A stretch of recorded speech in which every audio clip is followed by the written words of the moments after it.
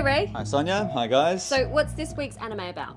A vampiric mecha pilot doing battle to liberate humanity from, itself. Awesome. Yeah, it's called Kaku Meiki Valvrave, or Valvrave the Liberator in the West.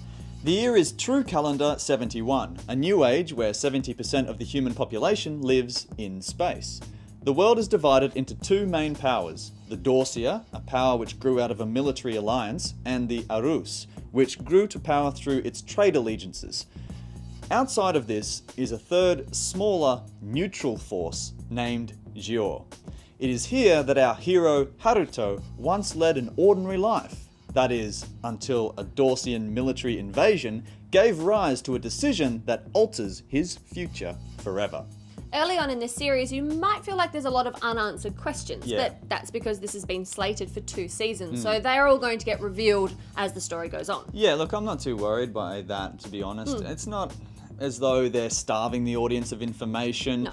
The characters as well are discovering this as we are, and so I think it's a considered choice, and I quite enjoy, that suspense element. Yeah. So it's written by Ichiro Okuchi, who gave us Code Geass, and look, I think that fans out there, the peeps, are quite confident in what he's going to produce. Yeah, and the script is pretty good. The dialogue is certainly really interesting. Oh yeah, I thought so too. And that's quite difficult to do given that this territory is quite well trodden. Yeah.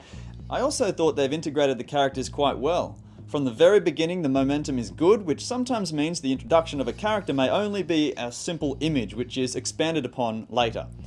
And even though some of the characters are somewhat cliche, they're kept really fresh in their dialogue and design. Yeah, and there's plenty of variety in there, and characteristically, the personalities show diversity. The animation, though, is fiercely quick. It may be because I was watching it on my laptop, but when those Valvrave units start fighting, I found it hard to see what exactly was going on. But the series does look great. Everything is so crisp and the movement of the characters is smooth. And a testament to that is when they let loose with the handheld firearms. The bodies are impacted upon flawlessly. It looks awesome. No punches are pulled in this either when it comes to the violence or the themes. No, and I don't think there should be either with this kind of series. Although I did think that they could have followed through with a few of the decisions as opposed to reneging on them. I thought that that could have had greater impact on the story, having greater consequences for the characters within that as well. But look, besides that, it's still very, very busy. There's a lot happening. In fact, on the busy side, I want to mention the sound. At times, I thought it was quite intrusive. It wasn't so much the sound design or the composition, but rather the levels. It seemed to hit a high level and it didn't really match the visual that was happening, which is odd because on other occasions, it was excellent. Yeah, no, I tend to agree. I found that sometimes it made the scenarios quite cheesy. Yeah. It's like I'm watching a great action and then the music comes in and it's a bit, really? Yeah. Oh, okay. Yeah. I think this has the potential to be another crowd favourite. There is some random fan service in here which was so left of field, I just had to laugh. Yes, I thought so too. There was a part I had to rewind to see if what I saw was really what I thought I saw. And was that the only reason you went back to that scene? Yes.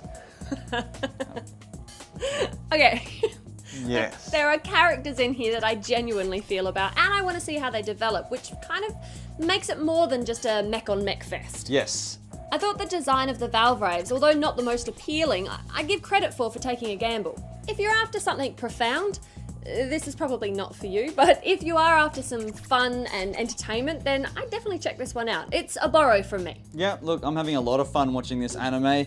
It might be my sensibility, but I'm hanging out to see if there's something a little deeper in there. I think the idea of having to resign as a human in order to pilot the Valvraves is quite an interesting concept. I'm not sure why the vampirism idea has been thrown into the mix, but it too arouses a similar curiosity, so I'm keen to see how that's going to develop as well. And just like you, Sonya, I thought some of the technological aspects of this world were a little underwhelming, given that we now live in space. But all those things aside, I'm still going to give it a borrow as well. Awesome.